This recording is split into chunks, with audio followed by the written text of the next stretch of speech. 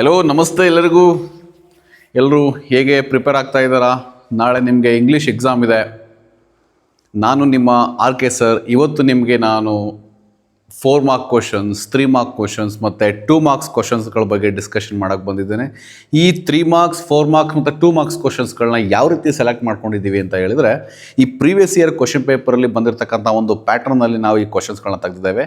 ಮತ್ತು ಬ್ಲೂ ಪ್ರಿಂಟಲ್ಲಿ ಯಾವ ಚಾಪ್ಟ್ರಿಂದ 4 ಮಾರ್ಕ್ಸ್ ಬರುತ್ತೆ, 3 ಮಾರ್ಕ್ಸ್ ಬರುತ್ತೆ ಮತ್ತು 2 ಮಾರ್ಕ್ಸ್ ಬರುತ್ತೆ, ಅದರ ಆಧಾರದ ಮೇಲೆ ಇಂಪಾರ್ಟೆಂಟ್ ಕ್ವಶನ್ಸ್ಗಳನ್ನು ಮತ್ತು ಈ ಮಾಡೆಲ್ ಕ್ವಶನ್ ಪೇಪರ್ ಕೊಟ್ಟಿರತಕ್ಕಂಥ ಕ್ವಶನ್ಸ್ಗಳನ್ನ ಆಧಾರವಾಗಿಟ್ಕೊಂಡು ನಾವು ತುಂಬ ಇಂಪಾರ್ಟೆಂಟ್ ಕ್ವಶನ್ಸ್ಗಳನ್ನ ಇಲ್ಲಿ ಡಿಸ್ಕಸ್ ಮಾಡಿ ವಿತ್ ಆನ್ಸರ್ ನಿಮಗೆ ತೋರಿಸ್ತಾ ಹೋಗ್ತಾನೆ ಮತ್ತು ಹೇಳ್ತಾ ಹೋಗ್ತಾನೆ. ಯಾವುದೆಲ್ಲ ಪಾಯಿಂಟ್ಸ್ಗಳನ್ನ ನಾವು ಹ್ಯಾಡ್ ಮಾಡ್ಬೋದು ಅನ್ನೋದನ್ನು ಕೂಡ ಈ ಒಂದು ವಿಡಿಯೋದೆಲ್ಲ ನಿಮಗೆ ಹೇಳ್ತಾ ಹೋಗ್ತಾನೆ.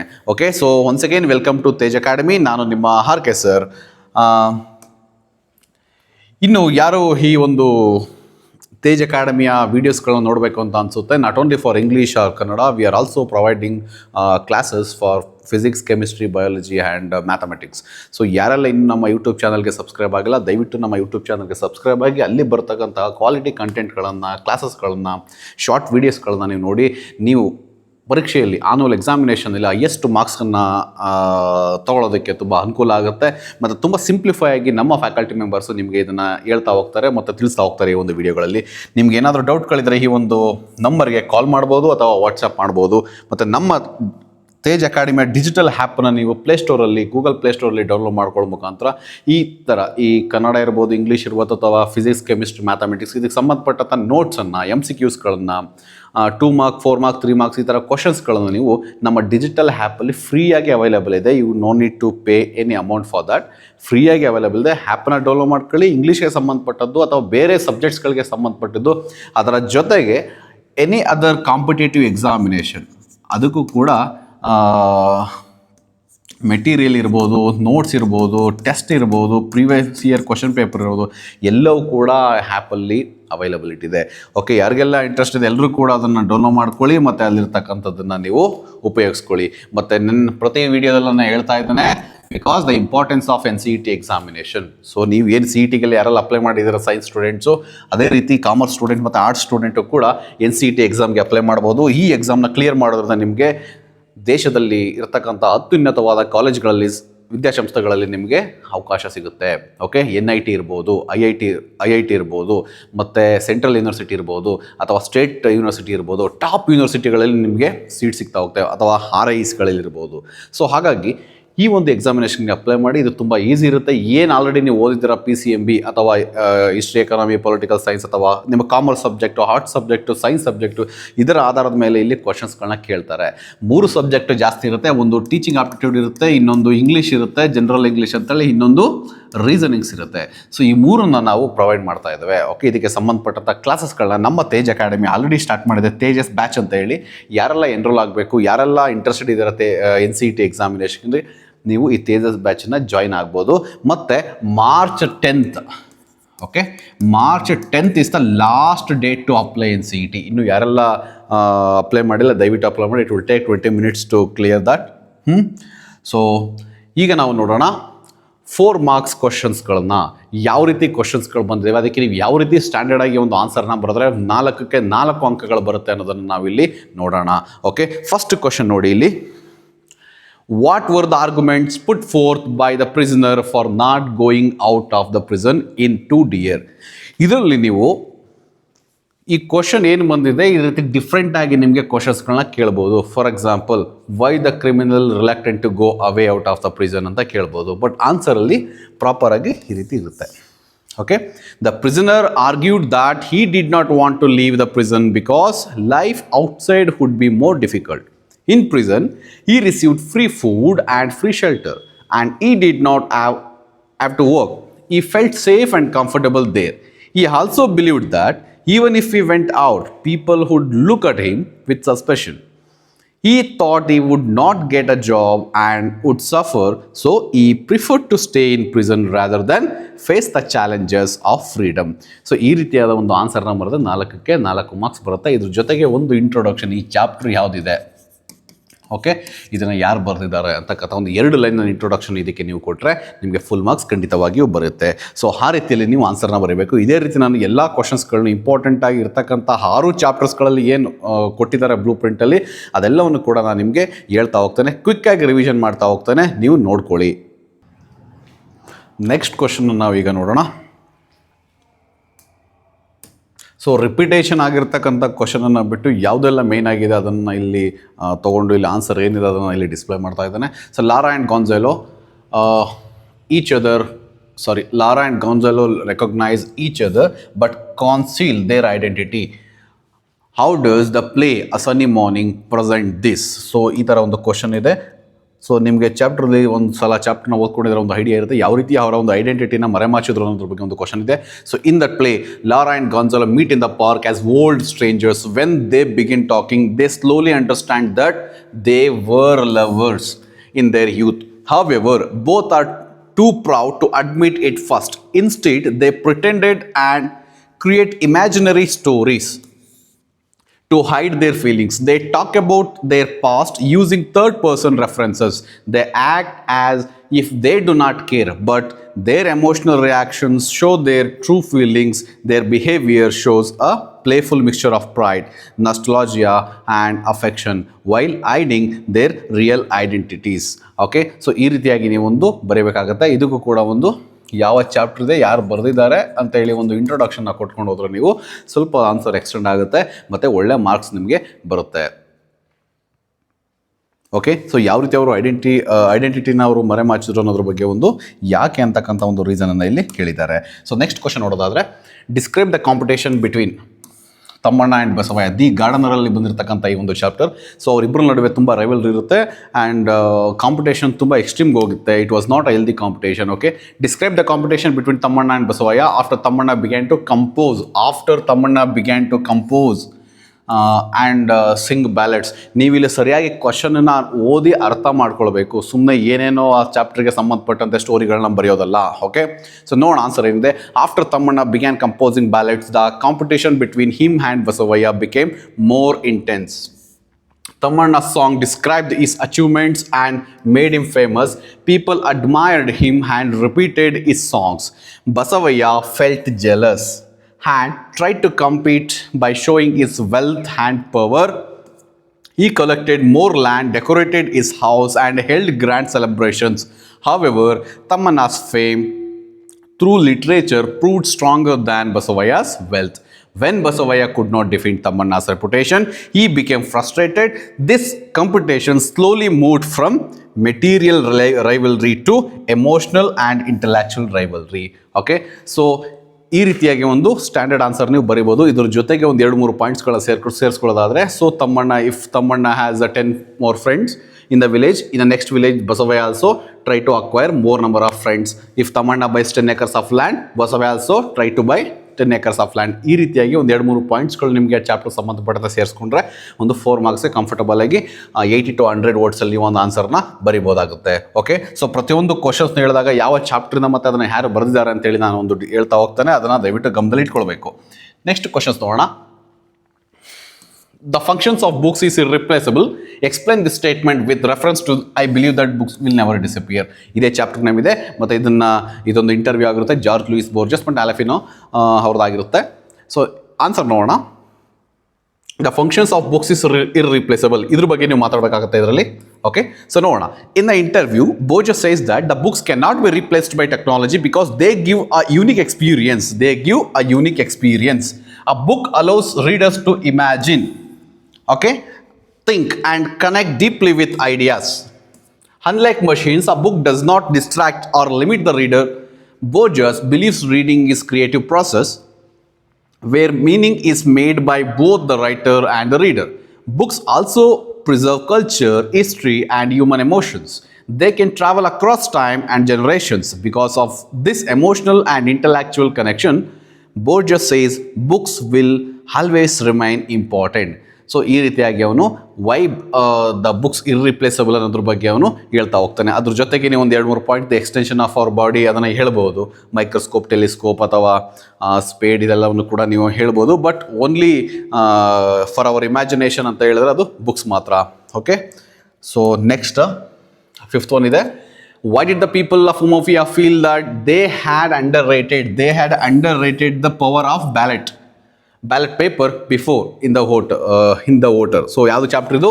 ದ ವೋಟರ್ನ ಬಂದಿರತಕ್ಕಂಥ ಕ್ವಶನ್ ಚಿನ್ವಾ ಹಚುಬೆ ಬರೆದಿರ್ತಕ್ಕಂಥ ಈ ಒಂದು ಚಾಪ್ಟರ್ ಆಗಿದೆ. ಸೊ ಇದರಲ್ಲಿ why the people underrated the power of ballot paper ಅನ್ನೋದ್ರ ಬಗ್ಗೆ ನಾವು ಆನ್ಸರ್ ಬರೀತೀರಾ ನೋಡೋಣ ಇಲ್ಲಿ. The people of Umofia realized the power of the ballot paper when they saw how one vote could change everything. Earlier, they thought elections were only about money, gift and promises. But when Roof put a mark for both candidates, ಅವನಿಬ್ಬರಿಗೂ ಕೂಡ vote ಹಾಕ್ತಾನೆ ಅಲ್ಲ, ಪೇಪರ್ನ ಹರಿದು ಆ ಕಡೆಗೆ ಈ ಕಡೆಗೆ ಎರಡು ಕಡೆನೂ ಹಾಕ್ತಾನೆ, ಮಾರ್ಕಸ್ ಸಿಬೆ ಮತ್ತು ಮಡುಗಾಗೆ. So candidates and invalidated his vote. They understood that the ballot paper could decide a leader's future. Ballot paper ಒಬ್ಬರ ಓಟು ಕೂಡ ಈ ಒಂದು ಲೀಡರ್ಸ್ ಫ್ಯೂಚರ್ನ ಡಿಸೈಡ್ ಮಾಡುತ್ತೆ. They recognised that voting was not just a formality but a powerful tool. ಈ ಒಂದು ಸ್ಟೇಟ್ಮೆಂಟನ್ನು, ಈ ಒಂದು ಲೈನನ್ನು ನೀವು ಹಾಕಬೇಕಾಗ್ತದೆ.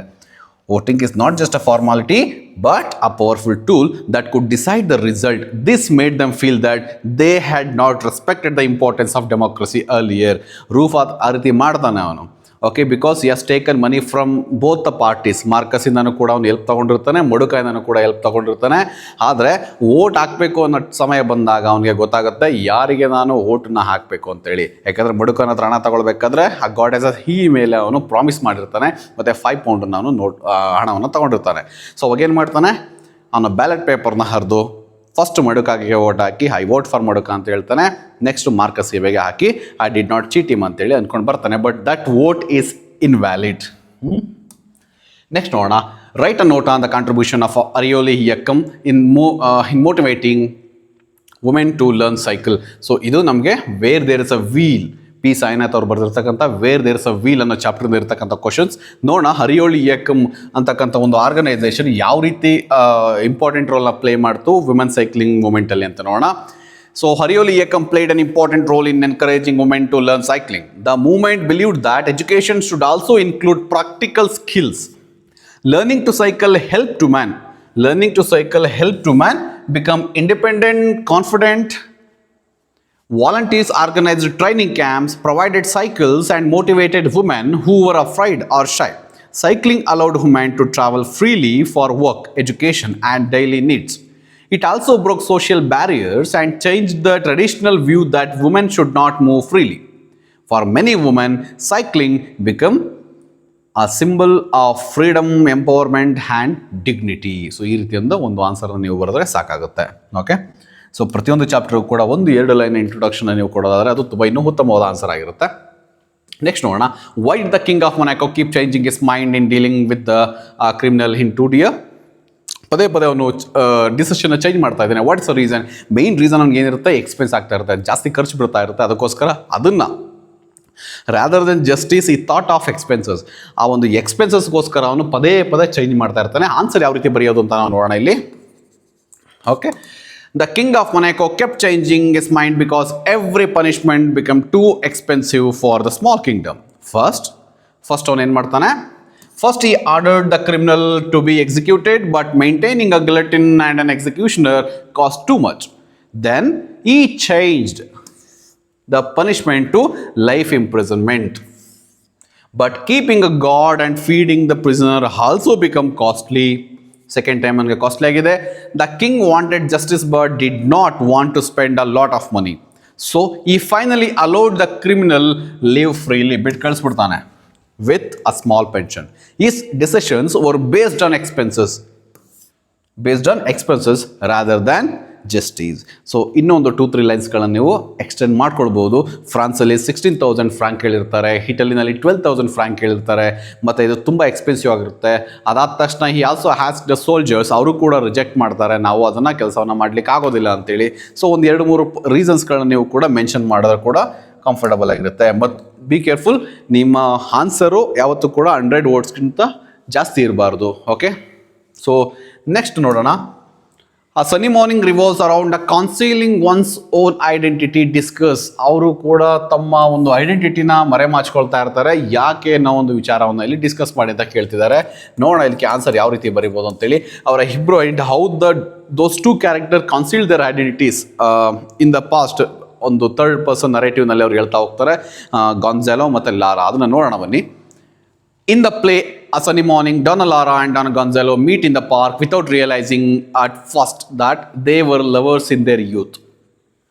When they recognize each other, they decide not to reveal their identity openly. Instead, they speak indirectly through imaginary stories. What is the imaginary stories? They avoid the truth because they fear disappointment and they want to preserve their romantic memories. Their pride and emotional sensitive make them hide their real feelings. The play shows how people sometimes protect themselves by hiding the truth, especially when it is connected to past love. So ಈ ರೀತಿಯಾದ ಒಂದು answer ನಾವು ಇದಕ್ಕೆ ಬರೆಯಬಹುದಾಗಿದೆ. Next ನೋಡೋಣ. 9th one. Man lives for some kind of vengefulness. Without it, there would be no reason for his existence. Evaluate this statement in the light of the story. The gardener ಅಲ್ಲಿ ಬರ್ತಕ್ಕಂಥ ಒಂದು story. ಯಾರು ಬರೆದಿದ್ದಾರೆ ಇದನ್ನು ಅದನ್ನು ಕೂಡ ನೀವು ಹೇಳಬೇಕಾಗುತ್ತೆ. Okay, P Lankesh. In The Gardener, Tamanna and Basavaya keep competing with each other. At first, they fight over land. First, ಯಾವುದಕ್ಕೆ ಜಗಳ ಆಡ್ತಾರೆ? ಭೂಮಿ ವಿಚಾರಕ್ಕೆ ಜಗಳ ಆಡ್ತಾರೆ. Land, wealth and status. Later, Tamanna uses songs as a weapon to hurt Basavaya's pride. Their rivalry becomes emotional and personal. Tamanna realizes that his life feels meaningful only when he is trying to defeat Basavaya. So, ಈ ರೀತಿ think ಮಾಡಿರ್ತಾನೆ. Without this competition, he feels empty. This shows that sometimes humans gain motivation through rivalry or revenge. The statement means that people sometimes need challenges or enemies to give purpose to their actions. ಈ ರೀತಿಯಾದಂಥ ಒಂದು answer ಇದಕ್ಕೆ ಬರಬೇಕಾಗುತ್ತೆ. ನೋಡಿ, ಇದು ನೀವು ಚಾಪ್ಟ್ರಲ್ಲಿ ಏನಿದೆ ಅದನ್ನು ಬರೆಯೋದಕ್ಕಾಗೋದಲ್ಲ, ಅದನ್ನು ಅರ್ಥ ಮಾಡಿಕೊಂಡು ಒಂದು ಕನ್ಕ್ಲೂಡಿಂಗ್ ಸ್ಟೇಟ್ಮೆಂಟ್ ರೀತಿಯಲ್ಲಿ ನೀವು ಈ ಒಂದು ಸ್ಟೇಟ್ಮೆಂಟ್ಗೆ ನೀವು ಆನ್ಸರ್ನ ಬರೀಬೇಕಾಗುತ್ತೆ. ಓಕೆ, ಸೊ ನೆಕ್ಸ್ಟ್ ನೋಡೋಣ. What are the views of Borges towards is mother? So second, ಯಾರು ಅವರ ಮದರ್? ಡೋನಾ ಲಿಯೋನರ್. ಅದ್ರ ಬಗ್ಗೆ ನೀವು MCQ ಕೂಡ ಕೇಳ್ತಾರೆ. Borges speaks about his mother with a great love and respect. He says that she was strong, intelligent and independent. She helped him when he became blind and supported his literary work. Borges admired her courage and positive attitude towards life. Even in old age, he also believed that his mother had a more powerful personality than he did. He felt grateful for her care, guidance and influence.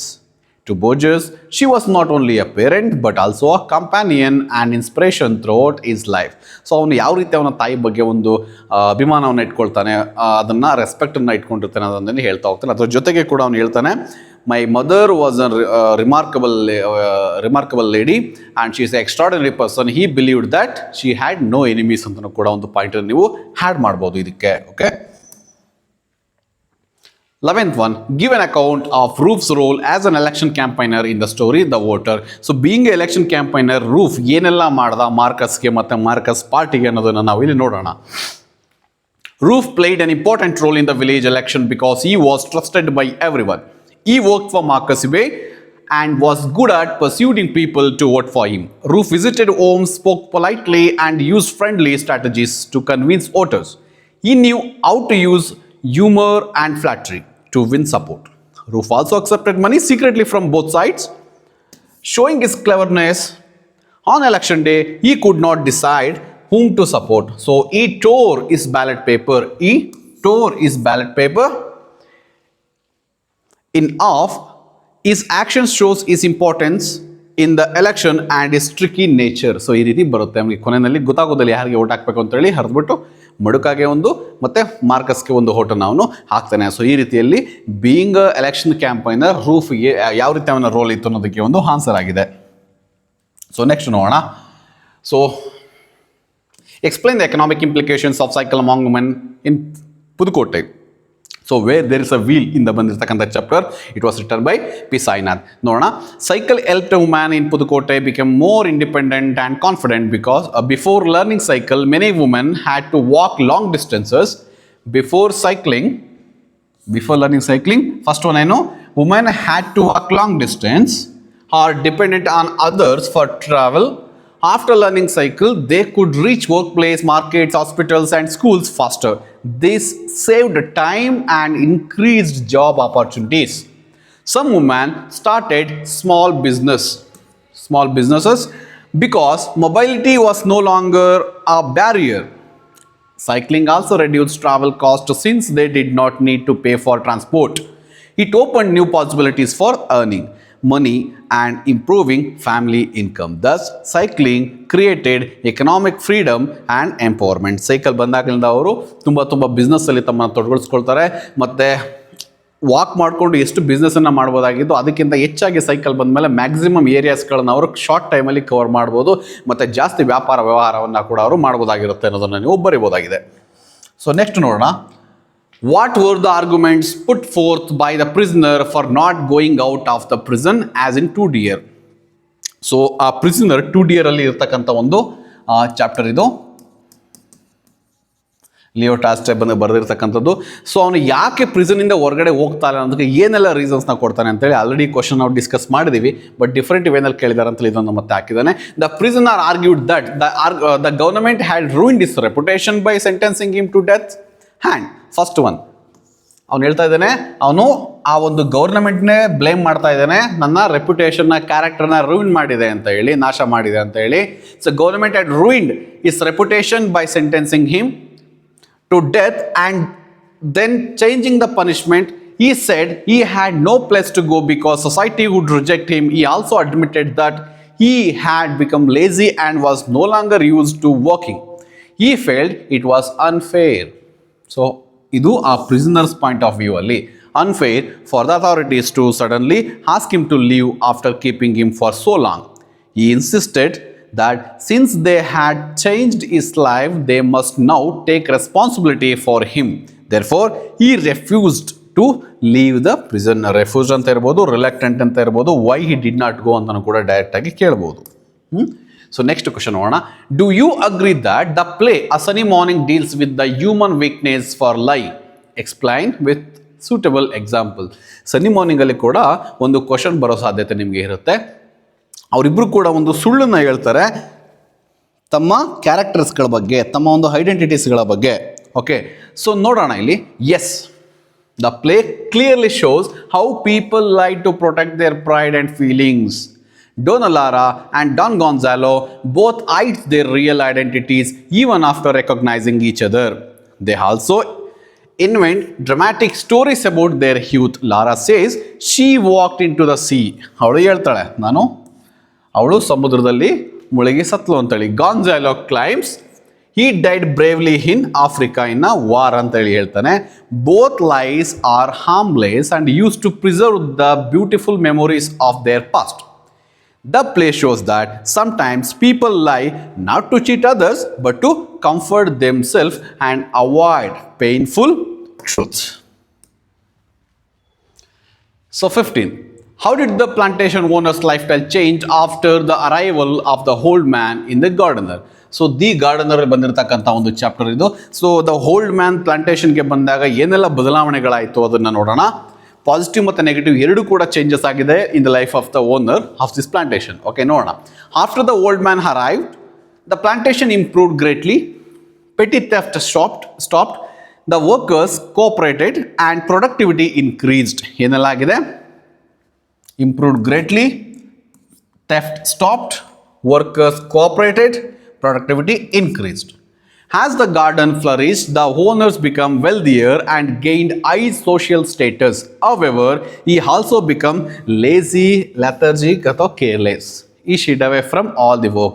He spent more time socializing, enjoying comfort, instead of working hard. His wife noticed his increasing pride, irresponsible habits and possible involvement in wrong activities. Although his material life improved, his personal discipline and character weakened.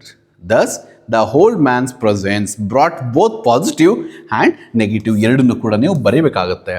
Okay, ಒಂದು ಕಡೆ ಒಳ್ಳೆಯದು ಕೂಡ ಆಗಿದೆ, ಇನ್ನೊಂದು ಕಡೆ ಅವನು lazy ಆಗಿದ್ದಾನೆ ಮತ್ತು ಬೇರೆ ಬೇರೆ ಆ್ಯಕ್ಟಿವಿಟಿಗಳಲ್ಲಿ ಅವನು ಇನ್ವಾಲ್ವ್ ಆಗಿದ್ದಾನೆ. ಓಕೆ, ನೆಕ್ಸ್ಟ್ ನೋಡೋಣ. 16th, discuss Borges' views on poetry. What is poetry according to Borges ಅಂತ ಕೇಳ್ಬೋದು. Borges ಮತ್ತೆ poetry ಅಂತ ಬಂದಾಗ ಇದನ್ನ ಬರೆದ್ರೆ ನೀವು ಸಾಕಾಗುತ್ತೆ.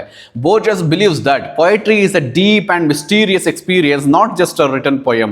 He says poetry is the poetic act that happens when poet writes it and when the readers feels emotion while reading.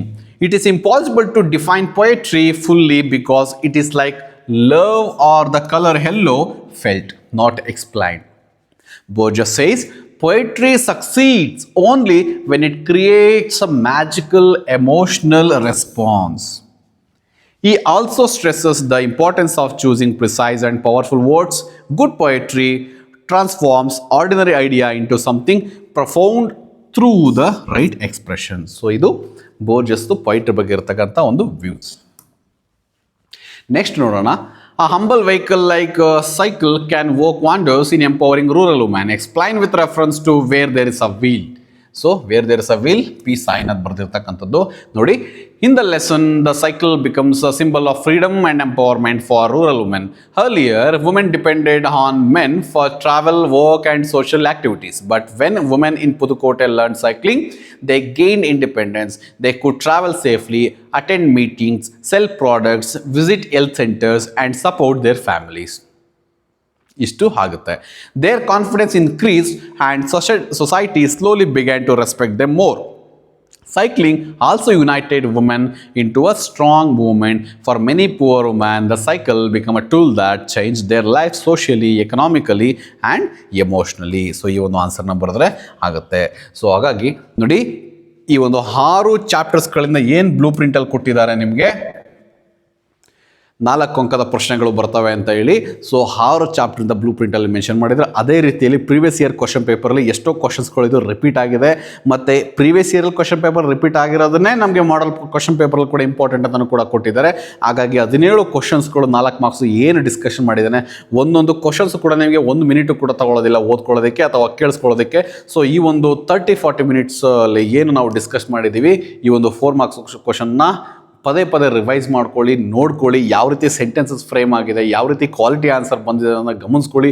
ನಿಮ್ಮ ಓನ್ ಆನ್ಸರ್ನ ಕತೆ ಎಲ್ಲ ಕಟ್ಟಕ್ಕೆ ಹೋಗ್ಬೇಡಿ. ನೀವು ಜಸ್ಟ್ ಏನಿದೆ ಸರಿಯಾಗಿ ಒಂದು ಕೀ ಪಾಯಿಂಟ್ಸ್ಗಳು ನೋಡ್ಕೊಂಡು ಆನ್ಸರ್ ಬರೆದ್ರೆ ನಿಮಗೆ 4ಕ್ಕೆ 4 ಅಂಕಗಳು ಬರುತ್ತೆ. ಸೊ ಇದೇ ರೀತಿ ಎಲ್ಲ ಸಬ್ಜೆಕ್ಟ್ಗಳಿಗೂ ಕೂಡ ನಿಮಗೆ ವೀಡಿಯೋಸ್ಗಳು ಬೇಕು, ಕ್ಲಾಸಸ್ಗಳು ಬೇಕು, ಮತ್ತು 4 ಮಾರ್ಕ್ಸು 2 ಮಾರ್ಕ್ಸ್ ಇಂಪಾರ್ಟೆಂಟ್ ಕ್ವಶನ್ಸ್ಗಳು ಡಿಸ್ಕಷನ್ ಆಗಬೇಕು ಅಂದರೆ ನಮ್ಮ ತೇಜ್ ಅಕಾಡೆಮಿ ಯೂಟ್ಯೂಬ್ ಚಾನಲ್ ನೀವು ಸಬ್ಸ್ಕ್ರೈಬ್ ಮಾಡಿ.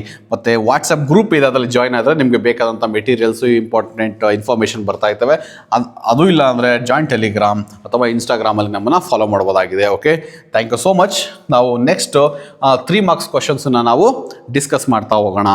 ಓಕೆ, ಸೊ 4 ಮಾರ್ಕ್ಸ್ ಕಂಪ್ಲೀಟ್ ಆಗಿದೆ. 4 ಮಾರ್ಕ್ಸ್ಗೆ ನೀವು ಅಷ್ಟನ್ನು ಕಂಪ್ಲೀಟ್ ಮಾಡಿದ್ರೆ ಸಾಕಾಗ್ತದೆ. ಸೊ ನೆಕ್ಸ್ಟ್ ನಮಗೆ ಇರ್ತಕ್ಕಂಥದ್ದು 3 ಮಾರ್ಕ್ಸ್ ಕ್ವಶನ್. ಯಾವ್ಯಾವ ಚಾಪ್ಟ್ರಲ್ಲಿ 3 ಮಾರ್ಕ್ಸ್ ಕ್ವಶನ್ಸ್ ಇದೆ, ಆಲ್ಮೋಸ್ಟ್ ಉಳಿದಂಥ ನೆಕ್ಸ್ಟ್ 6 ಚಾಪ್ಟರ್ಸಲ್ಲಿ ನಮಗೆ 3 ಮಾರ್ಕ್ಸ್ ಕ್ವಶನ್ ಕಂಪಲ್ಸರಿ ಬರುತ್ತೆ ಅಂತೇಳಿ ಬ್ಲೂ ಪ್ರಿಂಟಲ್ಲಿ ಮೆನ್ಷನ್ ಆಗಿದೆ. ಎಗೇನ್ ನಿಮಗೆ ಅದರಲ್ಲಿ ಆಪ್ಷನ್ಸ್ ಕೂಡ ಇರುತ್ತೆ. ಸೊ 6 ಕ್ವಶನ್ಸಲ್ಲಿ 4 ಕ್ವಶನ್ಸ್ನ ನೀವು ಅಟೆಂಡ್ ಮಾಡಿದ್ರೆ ಸಾಕಾಗುತ್ತೆ. ಸೊ ಹಾಗಾಗಿ ನಾನು ಹೇಳ್ತಕ್ಕಂಥ ಈ ಒಂದು ಇಂಪಾರ್ಟೆಂಟ್ ಕ್ವಶನ್ಸ್ಗಳನ್ನ ಫಾಲೋ ಮಾಡಿದ್ರೆ ಸಾಕು, ಖಂಡಿತ ನೀವು ಒಳ್ಳೆ ಅಂಕಗಳನ್ನು ಈ ಒಂದು 3 ಅಂಕದ ಪ್ರಶ್ನೆಗಳಲ್ಲಿ ನೀವು ತೊಗೊಳ್ಬೋದಾಗಿರುತ್ತೆ. ಓಕೆ.